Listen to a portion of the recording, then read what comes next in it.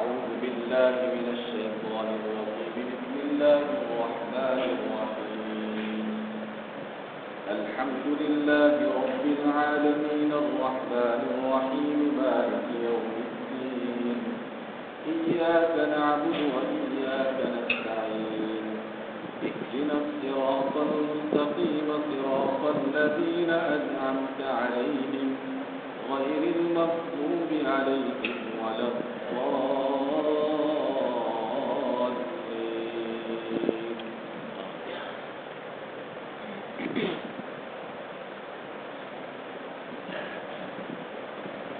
رمضان المبارک کی یہ ہماری 5ویں نشست ہے۔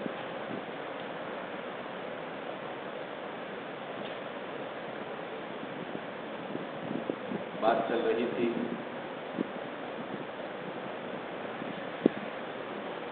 کہ ہمیں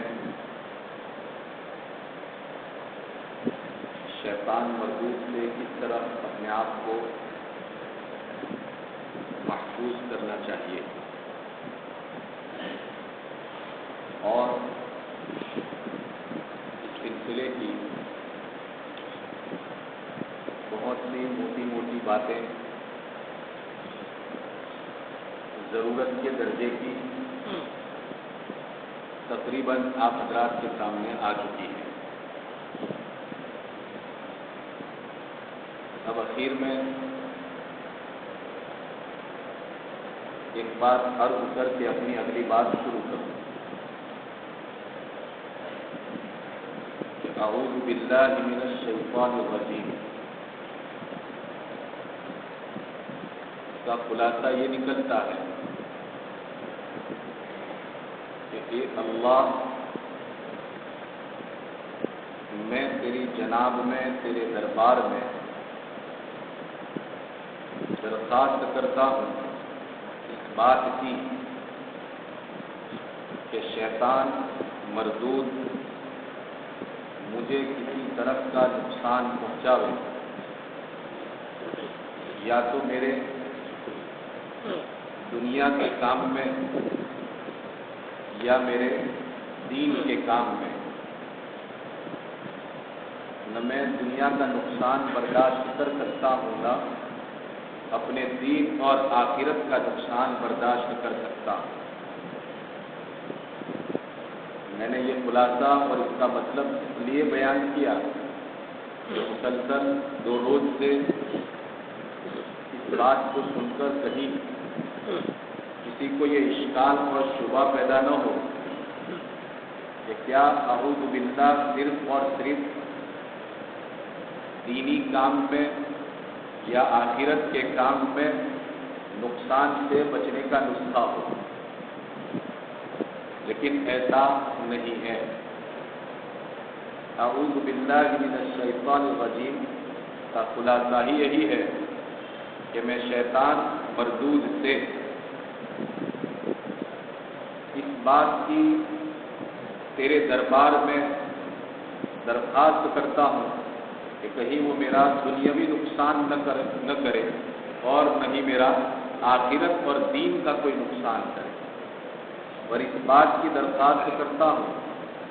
کہ جن کاموں کو کرنے کا تو نے حکم دیا ہے، یہ شیطان کہیں ان کاموں کو کرنے کے بعد میں میرے درمیان رکاوٹ نہ بن جائے۔ اور اے اللہ، میں اس بات کی بھی درخواست کرتا ہوں، اتنا سارا جملہ بولنا نہیں ہے، یہ سب مفہوم اعوذ باللہ میں ادا ہو جاتا ہے، ہمیں تو صرف کتنا یاد رکھنا ہے، اعوذ باللہ من الشیطان الرجیم، لیکن اتنی ساری باتیں اس کے اندر آ جاتی ہیں۔ نمبر 1 کہ اپنی دنیا کا نقصان نہ ہو، نمبر 2 اپنے دین کا نقصان نہ ہو، اور نمبر 3 اللہ رب العزت نے جن کاموں کو کرنے کا حکم دیا ہے ان کاموں کو کرنے کے بعد میں یہ شیطان کہیں رکاوٹ پیدا نہ کرے، اور نمبر 4 جن کاموں سے اللہ تبارک و تعالیٰ نے روکا ہے اور بچنے کا حکم دیا ہے، کہیں یہ شیطان ان کاموں کو کرنے پر مجھے ابھارے نہیں۔ جو شیطان برگلاتا ہے، ابھارتا ہے، تو انسان نہ کرنے کے کام کرتا ہے۔ اور شیطان جب رکاوٹ بن جاتا ہے تو انسان کرنے کے کام بھی چھوڑ دیتا ہے۔ اللہ تبارک و تعالیٰ نے اپنی شان رحیمی اور اپنی شان کریمی کی بنیاد کے اوپر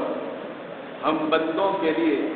دین اور دنیا کے نقصان سے بچنے کا ایک بہترین نسخہ بیان فرما دیا کہ کوئی مسلمان اگر اس نسخے کو اپناتا ہے تو یقین مانیے اللہ تبارک و تعالیٰ اس کو دونوں قسم کے نقصان سے ضرور بالضرور بچاتے ہیں، اس شرط کے ساتھ کہ اس کو یقین بھی ہونا چاہیے۔ کہیں یہ جملہ تو پڑھا جا رہا ہو مگر دل کے اندر تذبذب ہوتا ہے، دل کے اندر شک ہوتا ہے کہ ایک جانب میں اللہ کی پناہ بھی مانگ رہے ہیں اور اللہ کے حضور درخواست بھی کر رہے ہیں، اور دوسری جانب اس کے اس وعدے کے اوپر اتنا یقین نہیں ہے۔ ہمارے رب کے یہاں جب تک کسی کام کو یقین کے ساتھ نہیں کیا جاتا ہے اس وقت تک اس کام کے کوئی جو اثرات ہوتے ہیں اور اس کے جو بہترین نتائج اور اس کا جو اچھا رزلٹ ہوا کرتا ہے وہ رزلٹ انسان کو حاصل نہیں ہو پاتا ہے۔ اللہ تبارک و تعالیٰ مجھے اور آپ کو ہمیشہ ہمیش کے لیے شیطان مردود سے اپنی حفاظت میں رکھے۔ شیطان مردود سے اللہ تبارک و تعالیٰ ہم سب کو، اور صرف ہمیں ہی نہیں بلکہ ہماری پوری کی پوری نسل کو، بلکہ تمام نسلوں کو اللہ تبارک و تعالیٰ موت تک کے لیے حفاظت میں رکھے، ورنہ یہ دشمن جیسا کہ میں نے کہا تھا کہ ابتدا میں بھی آتا ہے اور انتہا میں بھی آتا ہے۔ جب بچہ پیدا ہوتا ہے اس وقت بھی یہ آ کر کے ڈراتا ہے اور رلاتا ہے، اور جب موت کا فرشتہ آ جاتا ہے اس موقع کے اوپر بھی آ کر کے یہ شیطان مردود انسان کو بلکہ بڑے سے بڑے مومن کو بھی برگلانے کی اور پھسلانے کی کوشش کرتا ہے۔ اس موقع پر اللہ تبارک و تعالیٰ شیطان مردود سے اپنے چاہنے والے بندے کو اور اللہ کی ذات پر یقین کرنے والے بندے کو، اللہ کے احکامات کے اوپر عمل کرنے والے بندے کو اور اللہ کی منع کردہ چیزوں سے رک جانے والے بندے کو اللہ اپنی قدرت سے بچا لیا کرتے ہیں۔ دعا کریں کہ اللہ تبارک و تعالیٰ ہمیشہ ہم سب کو اس کلمے کا ورد رکھنے کی توفیق نصیب فرماوے، موقع موقع کے اوپر اس کو پڑھنے کی توفیق نصیب فرماوے۔ جہاں جہاں پڑھنے کے لیے نبی پاک علیہ الصلوۃ والسلام نے ہمیں حکم دیا ہے، تلقین فرمائی ہے، مشورے دیے ہیں، اللہ تبارک و تعالیٰ ان تمام مقامات کے اوپر اور ان تمام جگہوں کے اوپر ہم سب کو پورے استحضار کے ساتھ یا دہانی کے ساتھ اس کو پڑھنے کی توفیق نصیب فرماوے، اور اس کی برکت سے اللہ تبارک و تعالیٰ ہم سب کی حفاظت فرمانا۔ 3-4 روز پہلے میں بات کر رہا تھا کہ اللہ تبارک و تعالیٰ نے اپنے خزانے خاص سے 4 چیزیں اتاری، ان میں سے ایک چیز میں بیان کرنا بھول گیا تھا، اور کئی لوگوں کا مطالبہ بھی تھا کہ وہ چوتھی چیز اب تک آئی نہیں، آسمان سے اتری نہیں ہے کیا؟ پر اتر گئی تھی، لیکن وما انسانی الا الشیطان ان اذکرہ، یہاں بھی شیطان کام کر گیا۔ قرآن کہہ رہا ہے ایک موقع کے اوپر کہ وما انسانی الا الشیطان ان اذکرہ، میں نہیں بھولا لیکن شیطان نے مجھے بلا دیا۔ وما انسانی الا الشیطان ان اذکرہ واتخذ سبیلہ فی البحر، سورہ یہی آیت کریمہ ہے جہاں حضرت موسیٰ علیہ السلام کا قصہ آیا ہے نا، جہاں حضرت یوشع علیہ السلام اور حضرت موسیٰ علیہ السلام ایک سفر پر حضرت خضر علیہ السلام کو تلاش کرنے کے لیے نکلے تھے۔ اتنے میں ٹفن کے اندر مچھلی تھی اور ایک سمندر یا کسی نہر کے کنارے کے اوپر وہ آرام کرنے کے لیے رکے تھے اور وہ مچھلی کود کر کے سمندر میں چلی گئی۔ تھوڑی دیر کے بعد حضرت یوشع علیہ السلام کو یہ بات یاد نہیں رہی اور موسیٰ علیہ السلام کو بتلانا بھول گئے تھے۔ ایک موقع پر اس قصے کو میں پھر ریپیٹ کروں گا جب ضرورت پڑے گی انشاءاللہ دوبارہ۔ تو اس موقع کے اوپر حضرت موسیٰ علیہ السلام نے پوچھا کہ یوشع لاؤ، بہت بھوک لگی اب تو مچھلی، وہ مچھلی تو میں کہاں بھول گیا، وہ مچھلی تو وہیں سمندر میں کود کر کے چلی گئی تھی۔ वो मछली तो वहां नहर में कूद करके चली गई थी, तो कहा कि वमा अंसानी इल्ला शैतान अन अज़कुरा, इसमें मेरा जाती तौर पर कोई कसूर नहीं है, इसको बुला दिया था। किसने बुला दिया था? शैतान ने बुला दिया था। तो जनाब हमारी ये चौथी बात भी हो सकता है कि शैतान ने मुझे बुला दी थी। तो चौथी बात भी बयान कर दूं, चारों बातों को रिपीट कर दूं 1 मिनट के अंदर। सबसे पहली चीज अल्लाह तबारक व तआला ने अपने खजाने खास से जो अर्श के नीचे से हैं उसमें से उतारी, और 5वीं कोई चीज अब तक अल्लाह तबारक व तआला ने नहीं उतारी। उनमें से एक चीज तो सूरह फातिहा थी,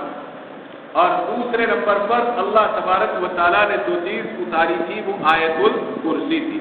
और तीसरे नंबर पर अल्लाह तबारक व तआला ने जो खजाने खास से चीज उतारी थी वो सूरह बकरा की आखिरी आयतें आमन रसूल वाली थी। और चौथी चीज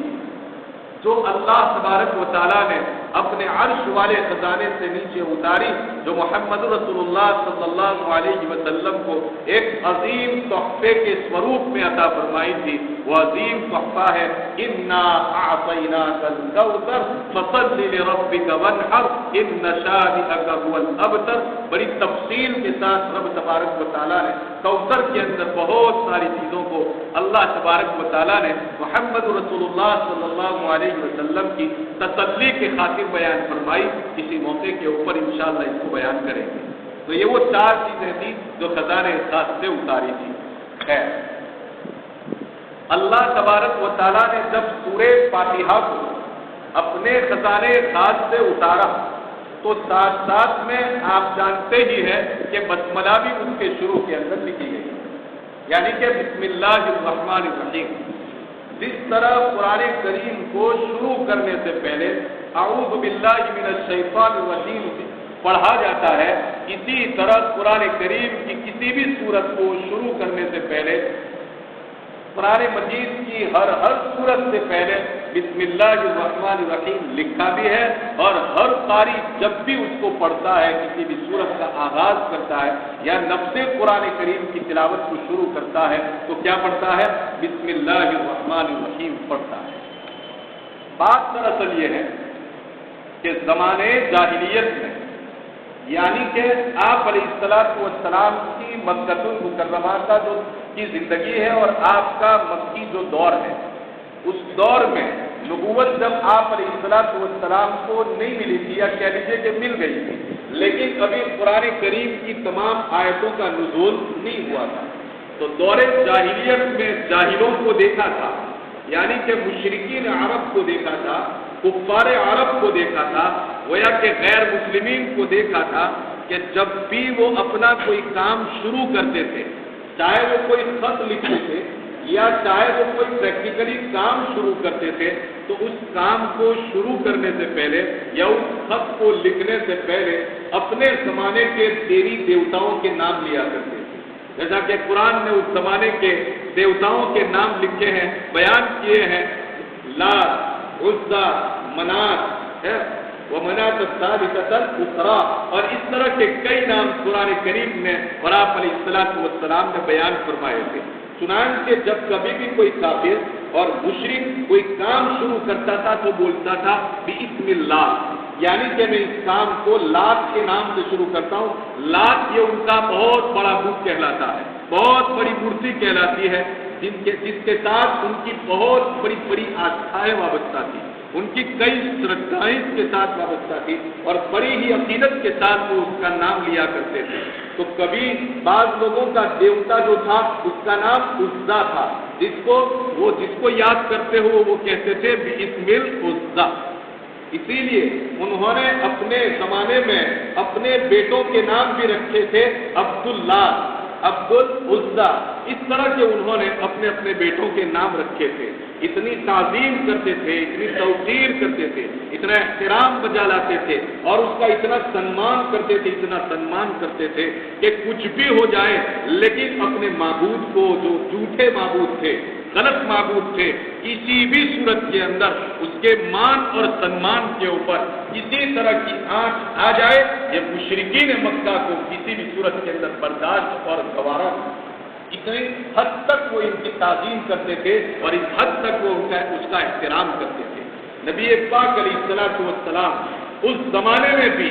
مرعوب نہیں ہوئے تھے. اس زمانے میں بھی نبی پاک علیہ السلام نے بڑے بڑے سرما ہونے کے باوجود بھی اور بڑے بڑے رئیس ہونے کے باوجود بھی اور بہت مضبوط سردار ہونے کے باوجود بھی کہ جن کی اس زمانے کے اندر ٹوٹی بولا کرتی تھی، جو لڑنے میں بڑے ماہر سمجھے جاتے تھے اور جنگیں جن کے خون کے اندر دوڑا کرتی تھی، اتنے خطرناک قسم کے لوگ تھے، مگر ذرہ برابر بھی میرے آقا لگوتا کرنسی کا شکار نہیں تھے. اس بات کے اندر ذرہ برابر بھی احساس کمتری میں مبتلا نہیں تھے. ان کے روب اور ان کے دبدبے کے مقابلے میں میرے آقا نے کبھی بھی مرغوبیت نہیں دکھلائی تھی. اس موقع کے اوپر بھی جناب محمد رسول اللہ صلی اللہ علیہ وسلم جب کبھی کوئی کام شروع کرتے تھے یا کسی کے نام کوئی خط لکھتے تھے یا لکھواتے تھے یا پریکٹیکلی کوئی کام شروع کرتے تھے تو اس موقع کے اوپر آقا سب سے پہلے اپنی زبان سے جو کلمات نکالتے تھے وہ یہ تھے بِإِسْمِكَ اللَّهُ. کیا جملے نکالتے تھے؟ بِإِسْمِكَ اللَّهُ، اے اللہ تیرے نام سے میں اس کام کو شروع کرتا ہوں. کیونکہ ابھی باقاعدہ بسم اللہ الرحمن الرحیم آسمان سے نازل نہیں ہوئی،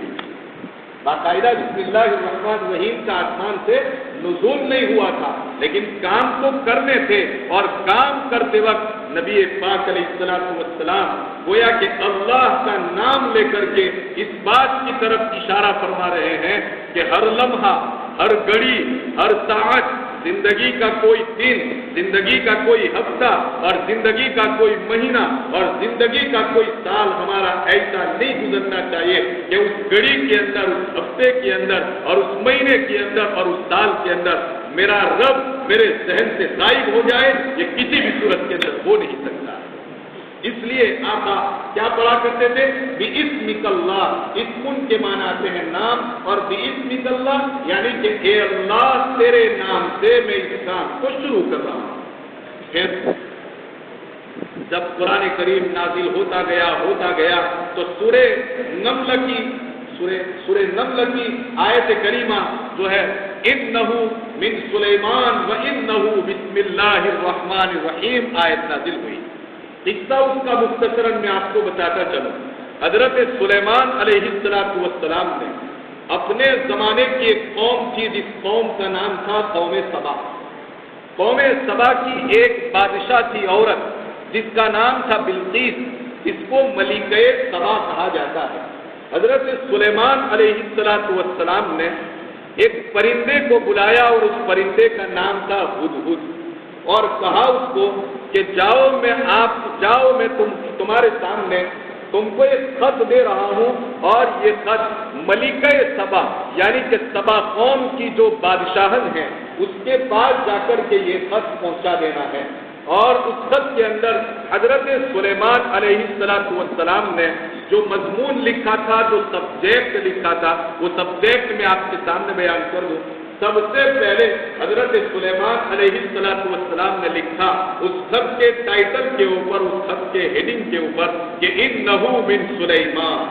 سب سے پہلے جو جملے لکھے وہ کیا لکھے کہ انہو من سلیمان، اور پھر اس کے بعد لکھا وَإِنَّهُ بِسْمِ اللَّهِ الرَّحْمَنِ الرَّحِيمِ، یعنی یہ لکھا کہ یہ خط کس کی طرف سے ہے؟ سلیمان کی طرف سے ہے. علماء نے یہاں پر بھی مسائل بیان فرمائے ہیں کہ خط لکھنے کے آداب میں سے ایک ادب یہ ہے کہ جب بھی کسی کے نام خط لکھا جائے تو اصولی طور پر اور ادب کا لحاظ رکھتے ہوئے نام اوپر سے سب سے پہلے لکھ دیا جائے. اس کی وجہ بھی لکھی ہے. بہت سارے ہمارے یہاں خطوط لکھنے کی ایک عادت یہ بن چکی ہے کہ اکثر و بیشتر ہم اپنا عطا پتہ اور نام کہاں لکھتے ہیں؟ نیچے کی طرف دستخط کرنے کے بعد لکھتے ہیں. ناجائز نہیں ہے شریعت کے اندر، یہ بھی اپنی جگہ کے اوپر درست ہے، لیکن خط لکھنے کا ایک ادب جو قرآن کی اس آیت کریمہ سے ہمیں معلوم ہوا وہ یہ ہے کہ خط لکھنے والا اپنا نام خط کے بالکل شروع کے اندر لکھ دے گا، تاکہ جس کی خدمت کے اندر یہ خط آپ نے پہنچایا ہے آپ کا مضمون پڑھنے سے پہلے آپ کا نام پڑھ لے گا. اور آپ کا نام جب پڑھ لے گا تو آپ کس کیٹیگری کے انسان ہیں، آپ کس اسٹیٹس کے انسان ہیں، آپ کس مقام کے انسان ہیں، آپ کیسے ویلیو والے انسان ہیں، وہ چیز اس کے سامنے آ جائے گی. وہ اسی طرح کی اہمیت دے کر کے اس خط کے مضمون کو پڑھے گا. ورنہ خط کے اندر اس کا خط ہے یہ بات نیچے لکھی ہوئی ہو اور اوپر لکھی ہوئی ہو، انسان کبھی چند سطریں پڑھنے کے بعد اس کو رکھ دیتا ہے، نیچے کیا لکھا ہوا ہے اس کو پڑھنے کی بھی اس کو گویا کہ یا تو توفیق نہیں ہوتی یا کہہ لیجئے کہ وہ اس کی پرواہ نہیں کرتا ہے۔ لہذا خط اگر پہلے ہی خط کے بالکل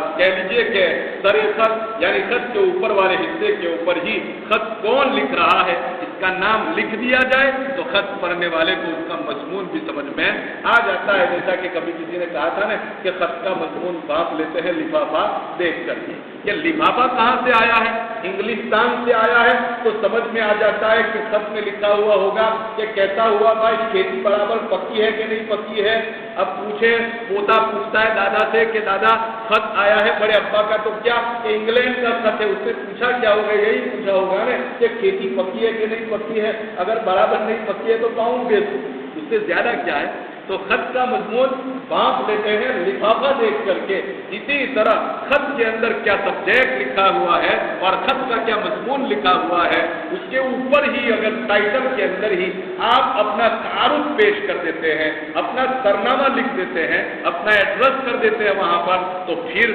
انسان کو سمجھ میں آ جاتا ہے کہ یہ فلانے صاحب کا خط ہے اور فلانے صاحب کے خط کے اندر اسی طرح کی باتیں ہوا کرتی ہیں۔ اور اس کے ساتھ ساتھ دوسرا ادب یہ بھی ہم کو سیکھنے کو ملا کہ وَإِنَّهُ بِسْمِ اللَّهِ الرَّحْمَنِ الرَّحِيمِ۔ اگر خط کی بے ادبی کا اندیشہ نہ ہو، ان جملوں پر غور کرنا، اگر خط کی بے ادبی کا اندیشہ نہ ہو تو پھر انسان کو چاہیے کہ وہ اپنے خط کی شروعات بھی کس کے ذریعے کرے؟ بسم اللہ الرحمن الرحیم کے ذریعے کرے، اس بنیاد کے اوپر کہ ہر کام کی شروعات جب بسم اللہ سے کی جاتی ہے تو پھر اس کی برکتیں اس کام کے اندر ضرور نمایاں طور پر نظر آنے لگتی ہے۔ یہاں پر بھی حضرت سلیمان علیہ السلام نے بلقیس کو جو خط لکھا، اس خط کا بالکل پہلا مضمون کون سا تھا؟ انہ من سلیمان وانہ بسم اللہ الرحمن الرحیم، کہ یہ سلیمان کی طرف سے ہیں اور یہ اللہ کے نام سے ہیں جو بڑا مہربان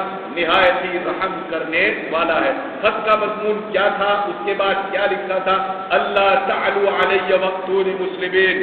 کیونکہ سلطان کا خط تھا نا، سلطان کے خط کے جملے بھی کیسے ہوا کرتے ہیں؟ شاہانہ ہوا کرتے ہیں، بادشاہ جیسے ہوا کرتے ہیں۔ ہاں، تو حضرت سلیمان علیہ السلام نے بھی خط میں لکھ دیا تھا بہت ہی ایک دم سے کہ اللہ تعلو علی واتونی مسلمین، خبردار ذرہ برابر بھی سر پھرے مت کرنا۔ میں نے آسان ترجمہ کر دیا، اللہ تعلو علیہ، ہمارے اوپر اور ہمارے سر پر چڑھنے کی کوشش مت کرنا۔ سب سے پہلی بات یہ ہے کہ واتونی، اللہ تعلو علیہ واتونی مسلمین، اور ہمارے پاس آ جاؤ فرما بردار بن کر کے، ایک دم سر جھکا کر کے ہماری خدمت میں آ جاؤ۔ خبردار اگر لشکر کشی کرنے کی کوشش کی تو، خبردار اگر ہتھیار لے کر آنے کی کوشش کی تو، ورنہ تمہارا نام و نشان گویا کے مٹا دیا جائے گا۔ ملکہ سبا بھی آخر کیا تھی؟ بادشاہ تھی، ویسے تھوڑی بن گئی تھی پاگل سے، اس کو بھی اللہ تبارک و تعالیٰ نے بہت عقل دی تھی اور فوراً ہی اس نے اپنے ہم نشینوں کو بلایا تھا اور کہا تھا قالت یا ایتھا الملأ، اس نے آ کر کے کہا اور اس نے اپنے ہم نشینوں سے کہا تھا کہ آؤ میرے پاس اور مجھے فتویٰ دیجیے اس سلسلے میں کہ مجھے سلیمان کے خط کا کیا جواب دینا چاہیے۔ درباری بھی بہت ہی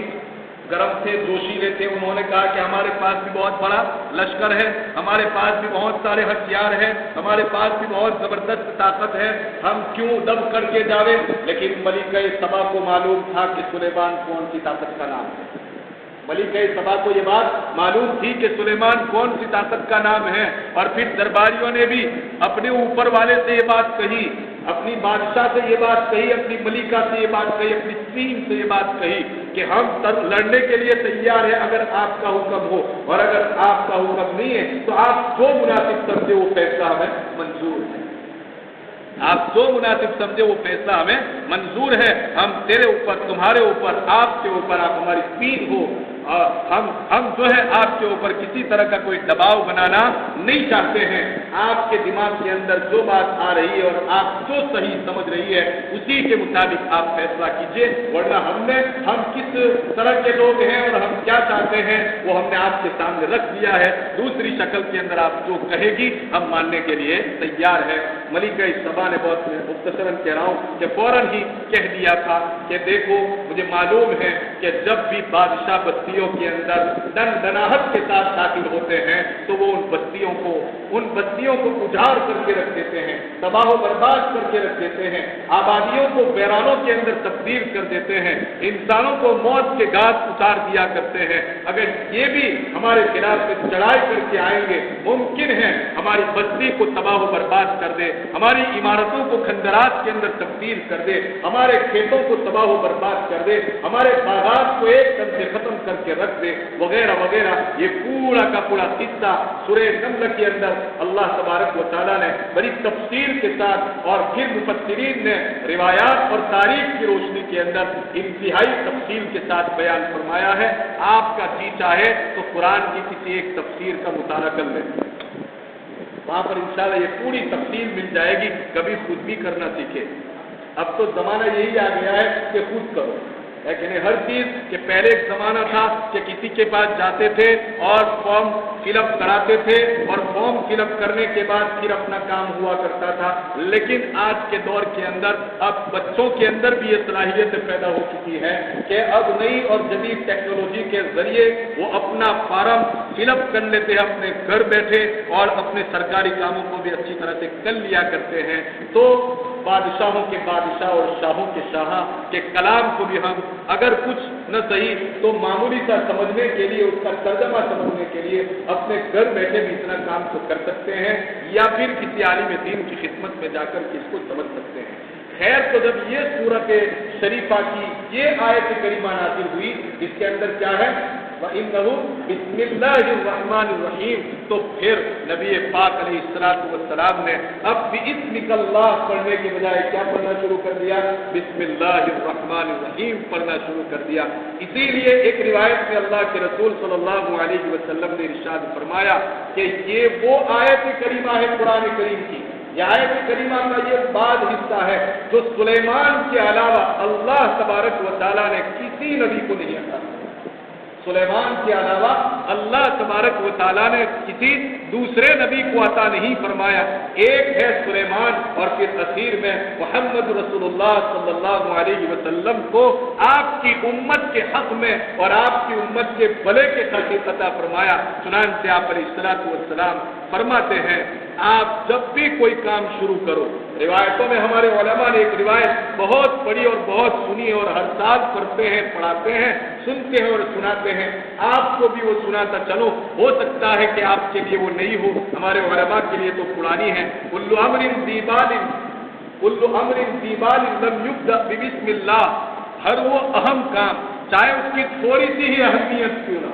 मामूली से अहमियत ही क्यों ना हो, बहुत ही अहम और बहुत ही महत्वपूर्ण हो, वो तो है ही है, लेकिन अगर थोड़ी सी भी अहमियत है किसी काम की, आका फरमाते हैं, कोई दूसरा नहीं कह रहा है कि अगर हर महत्वपूर्ण काम को लम युब्दा बिस्मिल्लाह, अल्लाह के नाम से अगर उसको शुरू न किया जाए, फहुवा अख्ता, तो नंबर 1 वो काम नामुकम्मल, अधूरा और नातमाम रहता है, वो काम पूरा नहीं हुआ करता है। और अगर बिलफर्ज व तकदीर उस काम के पूरा होने को तकदीर में लिख दिया गया है, अल्लाह तबारक व तआला ने अपनी बनाई हुई तकदीर के मुताबिक कि कुछ भी करे ये काम तो पूरा होना ही होना है, और आपने या किसी ने उसको बगैर बिस्मिल्लाह के शुरू किया था, अल्लाह तबारक व तआला ने अपनी ताकत और अपनी कुदरत से उस काम को अगर पूरा फरमा दिया, तो फरमाते हैं उलमाए किराम कि फिर इस सूरत के अंदर वो काम अजदम यानी कि बरकतों से खाली रहेगा, उस काम के अंदर कोई बरकत नहीं। نہ کسی کو یہ شک ہو سکتا ہے بہت سارے کام ہیں جس میں ہم بسم اللہ پڑھنا بھول جایا کرتے ہیں اور اس کام کو ہم شروع کرتے ہیں، اس کے باوجود بھی وہ کام تو کیا ہو جاتا ہے، پورا ہو ہی جاتا ہے۔ بے شک یہ تجربہ ہے کہ کام اس طرح کے پورے ہو جاتے ہیں کبھی کبھی، لیکن تجربہ یہ بھی ہے کہ پھر اس کام کے اندر رب تبارک و تعالیٰ کی طرف سے بسم اللہ کی بنیاد کے اوپر جو برکتیں حاصل ہونی چاہیے تھی اس کام کے اندر ہمیں وہ برکتیں نظر نہیں آتی ہے۔ بہت سارے کھانے ہماری مستورات کبھی غصے کے حالت کے اندر بنا لیتی ہے، کبھی بچے پریشان کرتے ہیں تو کبھی جناب پریشان کر کے گھر سے باہر نکل جاتی ہے، اور عین اس موقع کے اوپر وہ کھانا پکا رہی ہوتی ہے اور غصے کے موقع کے اوپر اس کو یاد رہتا نہیں ہے کبھی کبھی تو وہ بسم اللہ پڑھنا بھول جایا کرتی ہے، مگر اس کے باوجود بھی کھچڑی تو تیار ہو ہی جاتی ہے، سالن تو اس کے باوجود بھی تیار ہو ہی جاتا ہے، ہمارے سموسے تو اس کے باوجود بھی تیار ہو ہی جاتے ہیں، مگر اس سموسے میں برکت نظر نہیں آتی۔ آپ کہو گے کہ برکت سموسے کے کون سے حصے میں ہوتی ہے؟ یہ بھی تو سوال ہے نا کہ برکت سموسے کے کون سے حصے میں ہوتی ہے؟ او بھائی، برکت کا نام کیا ہے وہ بھی سنو۔ برکت کا نام یہ ہے کہ اگر پہلے نمبر پر میں بتاؤں کہ اگر وہ چیز کم ہے تو اس کے باوجود بھی کم کھا کر بھی آپ کو سیراب کر دے گی اور آپ کا پیٹ بھر دے گی۔ پہلے نمبر پر برکت یہ ہے۔ ایسا نہیں ہے کہ بسم اللہ پڑھنے کی بنیاد کے اوپر جو 10 سموسے تھے وہ 15 ہو جائیں گے، وہ 20 ہو جائیں گے، ہو سکتا ہے ہو جاوے آپ کی کرامت کی بنیاد کے اوپر، لیکن برکت کا صحیح مفہوم یہ ہے کہ کم ہے، بھوک بہت شدت کے ساتھ لگی ہوئی ہے، 5 سموسے ہیں اور 5 آدمی کھانے والے ہیں اور ہر ایک کو 5 سموسے کی ضرورت ہے، لیکن بسم اللہ پڑھ کر کے اس کو بنایا گیا، بسم اللہ پڑھ کر کے اس کو پلیٹ میں رکھا گیا اور بسم اللہ پڑھ کر کے اس کو دسترخوان پر لایا گیا اور پھر کھانے والے نے بھی بسم اللہ پڑھ کر کے اس کو اٹھایا اور اٹھا کر کے پھر جب اس کو منہ میں رکھا تب بھی بسم اللہ پڑھ کر کے رکھا۔ برکت کا عالم یہ ہے کہ وہ ایک سموسہ کھانے کے بعد بھی ڈکار لے لے گا انشاءاللہ۔ یہ ہے تجربے کی باتیں ہیں، کئی مرتبہ اس طرح کی چیزیں سامنے پیش آ جاتی ہے، ایک کٹورا سالن کا موجود ہوتا ہے اور ایک وہ روٹیاں ہوا کرتی ہے، مگر کئی آدمیوں کے لیے وہ کیا ہو جاتا ہے، کافی ہو جاتا ہے۔ کیوں؟ اس لیے کہ میرے اللہ کا نام اس کے اوپر لیا گیا ہے، میرے رب کا اس کے اوپر نام لیا گیا ہے، اس لیے برکتیں بسم اللہ کی ضرور بھی ضرور انسان کو حاصل ہو کر کے رہتی ہے۔ پھر برکتوں کا اگر آپ مزید معلوم کرنا چاہیں کہ برکت کس طرح سے ہم معلوم کر سکتے ہیں، یاد رکھو جس کھانے کے بعد اگر کسی طرح کی عبادت کی توفیق مل گئی، سبحان اللہ پڑھنے کی توفیق مل گئی، 2 رکعت نماز پڑھنے کی توفیق مل گئی، تو سمجھ لیجئے کہ وہ اسی برکت والے کھانے کا اثر ہے کہ جس کھانے کے بعد ہمیں اللہ یاد آ گیا۔ اگر اس کھانے کے اندر برکت نہ ہوتی تو اللہ یاد نہ، لیکن اللہ یاد آیا، یہ دلیل ہے اس بات کی کہ جو کھانا ہم نے کھایا تھا وہ بہت ہی برکت والا کھانا کھایا تھا، حلال کا کھانا کھایا تھا، حلال کے کھانوں کے اندر برکتیں ہوا کرتی ہے۔ بسم اللہ پڑھ کر کے جو کھانے کھائے جاتے ہیں رب تبارک و تعالیٰ اس کے اندر ضرور بھی ضرور برکتیں نازل فرما دیتے ہیں۔ اسی کے اوپر ایک روایت مجھے یاد آئی، حضرت جابر بن عبداللہ رضی اللہ تعالیٰ فرماتے ہیں کہ جب بسم اللہ الرحمن الرحیم کو اللہ تبارک و تعالیٰ نے آسمان سے اتارا، بتایا نا ابھی، بسم اللہ الرحمن الرحیم کو جب رب تبارک و تعالیٰ نے آسمان سے اتارا تو بہت ساری تبدیلیاں دنیا میں وجود میں آئی، بہت ساری تبدیلیاں ہوئی۔ ان میں سے پہلی تبدیلی ادھر بسم اللہ کا نزول ہو رہا ہے اور ادھر یہ جو بادل ہے نا وہ مشرق کی طرف دوڑنا شروع کر دیتے ہیں، یہ بادل ادھر کو مشرق کی طرف دوڑنا شروع کر دیتے ہیں، اور جو ہوائیں چل رہی تھی بسم اللہ کے نازل ہونے کے وقت اللہ تبارک و تعالیٰ نے ان ہواؤں کو پرسکون بنا دیا، وہ اپنی جگہ کے اوپر ٹھہر گئے، اور جتنے بھی جانور تھے وہ جانور اپنے اپنے کاموں کے اندر مشغول تھے۔ بسم اللہ کے نازل ہونے کی بنیاد کے اوپر وہ تمام کے تمام جانور کانوں کو کھڑے کر کے ٹھہر گئے اپنی جگہ کے اوپر، گویا کہ کوئی چیز نازل ہو رہی ہے اور وہ بھی اس چیز کو سننا چاہتے ہیں۔ وہ جانور بھی اپنے کان کھڑے کر کے کھڑے رہ گئے، ٹھہر گئے، اور چوتھے نمبر کے اوپر ایک دم سے سمندر خاموش تھا۔ بسم اللہ الرحمن الرحیم جب نازل ہوئی تو اسی خاموش سمندر کے اندر ایک عجیب و غریب طوفان پیدا ہوا، اسی خاموش سمندر کے اندر ایک دم سے طغیانی پیدا ہو گئی، سرکشی پیدا ہو گئی اور وہ بھی ٹھاٹھے مارنے لگا۔ جابر بن عبداللہ فرماتے ہیں کہ پھر نبی پاک علیہ الصلوۃ والسلام نے گویا ارشاد فرمایا کہ اللہ تبارک و تعالیٰ نے قسم کھا کر کے فرمایا کہ میری عزت اور میرے جلال کی قسم، میری عزت اور میرے جلال کی قسم، جس انسان نے بھی کسی کام کے اندر بسم اللہ الرحمن الرحیم پڑھا، میں اپنی عزت اور اپنی جلال کی قسم کھا کر کے کہتا ہوں کہ میں ضرور بھی ضرور اس کام کو برکتوں سے پڑھوں۔ اللہ تبارک و تعالیٰ عزت و جلال کی قسم کھا کر کے فرما رہے ہیں، کتنا زبردست۔ اس کو قسم کھانے کی کوئی ضرورت نہیں، اس کو قسم کھانے کی کیا ضرورت ہے؟ وہ تو بادشاہ کا بادشاہ ہے، قسم تو اس لیے کھانی پڑتی ہے کہ کہیں وہ ناراض نہ ہو جائے تو بندے قسم کھاتے ہیں کہ واللہ اللہ کی قسم کھا کر کے بات نہیں کہتا۔ اس کو قسم کھانے کی کیا ضرورت ہے؟ مگر اس کے باوجود بھی تاکید پیدا کرنے کے لیے، بندوں کو اعتماد دلانے کے لیے اور اس بات کا یقین پیدا کرنے کے لیے کہ ہاں ایسا ہوگا، ضرور ہوگا، ضرور ہوگا، اگر نہیں نظر آتا ہے تو کر کے دیکھو، ضرور بھی ضرور یہ کام ہونے والا ہے۔ تو کیا قسم کھائی اللہ نے کہ جو شخص بھی بسم اللہ پڑھ کر کے اپنا کوئی کام شروع کرے گا، میری عزت اور میرے جلال کی قسم کہ میں ضرور بھی ضرور اس کھانے کے اندر برکتیں نازل کروں گا۔ ارے بسم اللہ کی برکت کے بارے میں آپ جاننا چاہتے ہو؟ بسم اللہ الرحمن الرحیم یہ اللہ کا نام ہے۔ بسم اللہ الرحمن الرحیم یہ اللہ کا وہ نام ہے۔ حضرت عثمان ابن عفان رضی اللہ تعالیٰ عنہ صحابی رسول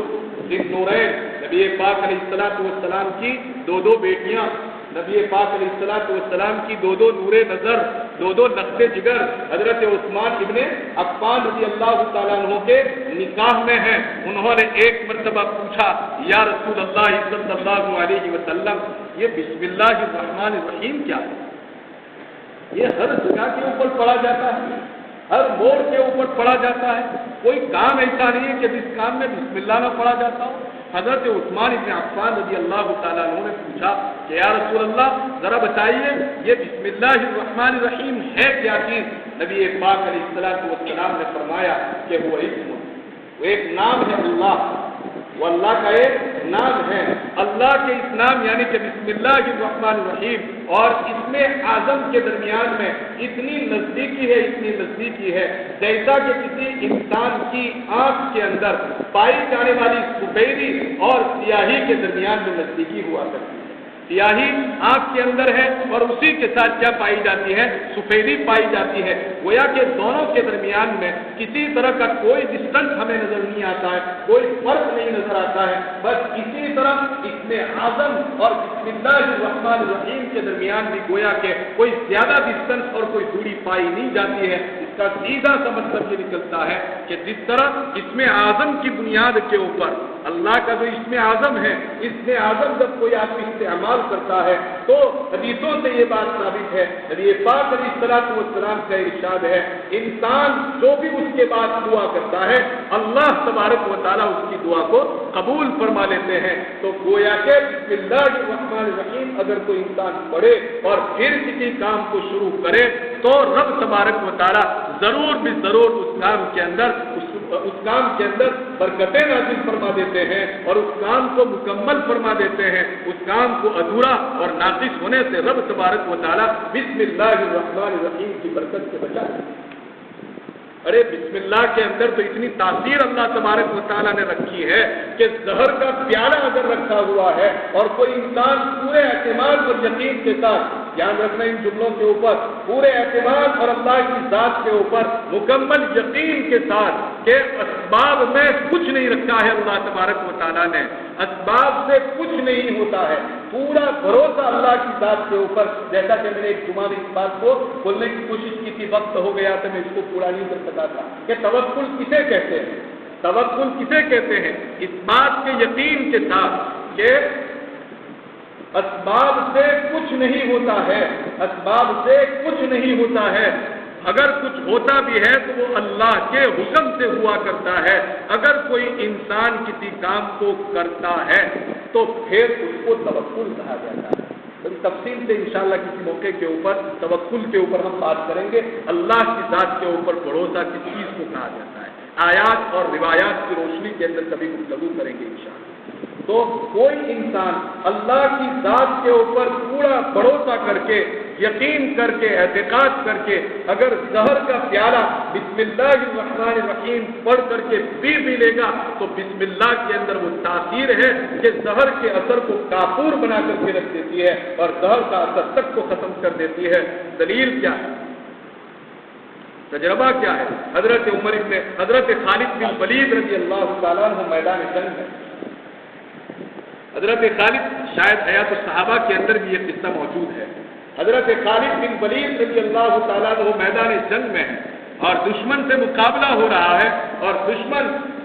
جو ہے حضرت خالد بن ولید رضی اللہ تعالیٰ عنہ کو بہت غصہ دلا رہا تھا۔ اتنے میں اس نے یہ کہا کہ اگر اللہ کی ذات کے اوپر تمہیں اتنا یقین ہے تو لوگ یہ زہر ہے جو خطرناک زہر ہے، تو اگر کوئی انسان اگر اس کا ایک گھونٹ بھی پی لیتا ہے تو اسے موت کی نیند سلا دیتا ہے، تم پی لو اگر تمہیں تمہارے رب کی ذات کے اوپر اتنا بھروسہ ہے۔ تو حضرت خالد بن ولید رضی اللہ تعالیٰ عنہ نے، روایتوں نے اس بات کو نوٹ کیا ہے کہ بسم اللہ الرحمن الرحیم پڑھا اور اس زہر کے پیالے کو اپنے اندر انڈیل کیا گویا کہ اور پورا پی گئے، لیکن حضرت خالد بن ولید کو زہر کا ذرہ برابر اثر نہیں، جبکہ وہ زہر کیسا تھا؟ مار دینے والا زہر تھا، موت کی نیند سلا دینے والا زہر تھا، لیکن بسم اللہ الرحمن الرحیم کی برکت کا عالم یہ تھا کہ اللہ تبارک و تعالیٰ نے اپنے نام کی برکت سے اس زہر کو بھی ایک دم سے گویا کہ مشروب بنا کر کے رکھ دیا اور اس کے اثرات کو رب تبارک و تعالیٰ نے ختم کر کے رکھ دیا۔ تو جو بھی کام شروع کرے، چاہے تلاوت کا ہمارا کام ہو، چاہے کھانے کا کام ہو، چاہے پینے کا کام ہو، ہر کام کا آغاز ہم کس سے کریں گے؟ بسم اللہ الرحمن الرحیم سے کریں گے۔ نبی پاک علیہ السلام نے تو فرمایا دروازہ کھولو تو بسم اللہ پڑھو، ہاں غصے میں دروازہ مت کھولو کہ ہم دروازہ کھولے اور بہت سارے نمازیوں کو بھی تکلیف ہو، ذرا پیار سے اس کو بھی کھولو، محبت کے ساتھ اس کو بھی کھولو کہ یہاں بہت سارے نمازی نماز پڑھ رہے ہوتے ہیں اور دھڑام سے دروازے کھلنے کی آوازیں آتی ہے، وہاں پر جو کھڑا ہے اس انسان کو اس کا اتنا احساس نہیں ہوتا ہے، لیکن جو اپنے رب کے ساتھ مشغول ہو چکا ہے اس کو واقعی اس بات کا ضرور احساس ہوتا ہے۔ اس لیے اپنے گھروں کے دروازوں کو بھی، اسی طرح اپنی مسجدوں کے دروازوں کو بھی، آپ اگر مدرسے کے معلم اور استاد ہیں، اسکول کے آپ ٹیچر ہے اور ماسٹر ہے، تو اپنی درسگاہوں کے دروازوں کو بھی ذرا پیار کے ساتھ کھولا کرو، اتنی زور سے کھولنے کی کوئی ضرورت نہیں ہے۔ جیسا کہ قرآن نے کہا ہے نا کہ اکڑ کر مت چلو، تو اکڑ کر نہ چلنے کا صرف چلنا مراد نہیں ہے، ہر کام کے اندر اکڑو خان مت بنو، ہر کام میں اکڑ کر کے مت چلو۔ لا تمشي في الارض مرحا، لا تمشي على الارض مرحا انك لن تخرق الارض ولن تبلغ الجبال طولا، زمین پر اکڑ کر کے مت چلو، بہت اکڑ کر اور بہت غرور اور گمن کے ساتھ مت چلو۔ انك لن تخرق الارض، اس لیے کہ تیرے اندر وہ طاقت تو ہے نہیں کہ تو زمین کو پھاڑ دے، ولن تبلغ الجبال طولا، اور تو اتنا بڑا طاقتور تو بن نہیں گیا کہ پہاڑ کی بلندیوں کو چھو لے، پھر کس چیز کے اوپر تو انسان کی طرح ہے۔ تو دروازہ بھی کھولو، آقا فرماتے ہیں کہ دروازہ بھی کھولو تو بسم اللہ پڑھ کر کے کھولو، دروازہ بھی بند کرو تو بسم اللہ پڑھ کر کے بند کرو۔ ارے چراغ روشن کرو، اب چراغ کا زمانہ تو ختم ہو گیا، فانوس کا زمانہ تو تقریباً ختم ہو چکا، خاص طور پر ہمارے علاقے کے میں اور گجرات کے علاقے کے اندر تو تقریباً ختم ہو چکا ہے، بہت کم جگہوں کے اوپر اب فانوس اور جو ہے کہہ لیجیے کہ موم بتی اور چراغ کا استعمال ہوتا ہوگا۔ اب زمانہ آ چکا ہے کس کا؟ ایل ای ڈی کا، بلب کا بھی اب تو ایل ای ڈی کا زمانہ آ چکا ہے۔ خیر کہ معمولی سی بھی اگر بجلی سپلائی اس کو مل جائے تو وہ فوراً روشنی دینا شروع کر دیتا ہے۔ میں کہا کرتا ہوں اس موقع کے اوپر کہ اگر ایک چنگاری بھی ایمان کی میرے اور آپ کے پاس اس دور کے اندر موجود ہوگی اور اس چنگاری کی بھی اگر ہم حفاظت کر لیں گے تو اللہ تعالیٰ ہم کو ولی بنا دیں گے۔ خیر تو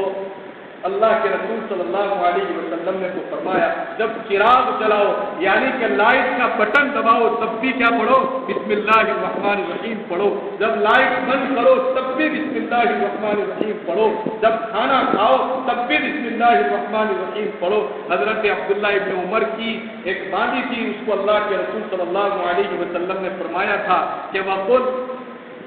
بسم اللہ، کھانا جب شروع کرے تو بسم اللہ پڑھ کر کے کھا، اور پھر وقل بیمینک، اپنے دائیں ہاتھ سے کھا۔ اس طرح کے جملے اللہ کے رسول صلی اللہ علیہ وسلم نے ارشاد فرمائے۔ गर्ज ये कि नबी पाक अलैहिस्सलाम ने हर मोड़ के ऊपर इस बात की तालीम दी है कि बिस्मिल्लाह पढ़ करके अपने काम को शुरू किया करो। जब बिस्मिल्लाह पढ़ करके काम की शुरुआत की जाती है तो जरूर भी जरूर उसमें बरकतें उसमें अल्लाह तबारक व तआला बरकतों को नाजिल फरमाया करते हैं। यही एक खाने का मामला है, ये खाने के आदाब है, हर चीज को सीखा जाता है। मेरे आका जिस मजहब को लेकर के आए हैं उस मजहब की एक एक तालीम आप देखें, उस मजहब का एक एक हिस्सा आप अगर देखें तो हर जगह के ऊपर तालीम ही तालीम नजर आती है। हर चीज सीखा करो, इसलिए कि कोई भी माँ के पेट से सीख करके नहीं आया करता है। आप सलामा जाहिल थे और जहालत के पर्दे मेरे और आपके ऊपर जो है पड़े हुए हैं। जब तक इल्म के मैदान के अंदर हम नहीं उतरेंगे और जब तक अपने आप को किसी उस्ताद के हवाले नहीं करेंगे उस वक्त तक हमारी जहालत के पर्दे खत्म नहीं होंगे और उस वक्त तक हमें किसी तरह का ज्ञान, हमें किसी तरह का नॉलेज, आपकी जबान के अंदर एजुकेशन और आपकी बड़ी जबान के अंदर डिग्रियां अगर हमें हासिल करनी है तो किसी के सामने बैठना पड़ेगा, किसी को अपना गुरु मानना पड़ेगा, किसी को अपना पीर मानना पड़ेगा और किसी की मुरीदी को इख्तियार करना पड़ेगा। जब तक ये चीज हम इख्तियार नहीं करेंगे उस वक्त तक हम जाहिल ही रहेंगे और जब तक जाहिल रहेंगे तो कुरान ने जाहिलों से खिताब करने का तरीका क्या बताया? वइज़ा ख़ातबहुमुल जाहिलून क़ालू सलामा, वइज़ा ख़ातबहुमुल जाहिलून क़ालू सलामा। कोई हमसे बात भी करने के लिए तैयार नहीं, हमको ये समझ लेते हैं कि पागल है, इनसे बात नहीं की जा सकती इसलिए कि इसके पास किसी तरह का कोई ज्ञान ही नहीं है। उससे हम किस मौजू के ऊपर बात करें, उससे हम किस सब्जेक्ट के ऊपर बात करें, इस तरह का हमारे पास जो है कोई ज्ञान नहीं होता है तो लोग हमें इस तरह से संस्कार दिया करते हैं। इंशाअल्लाह बिस्मिल्लाह के सिलसिले में और भी कुछ बातें हैं जिसको इंशाअल्लाह आइंदा कल बयान करेंगे। एक बात जो खुलासे के तौर पर जज़ाकल्लाह हाजी साहब ने याद दिलाई तो मैं बयान करना आइंदा को चाहता था लेकिन आपकी बरकत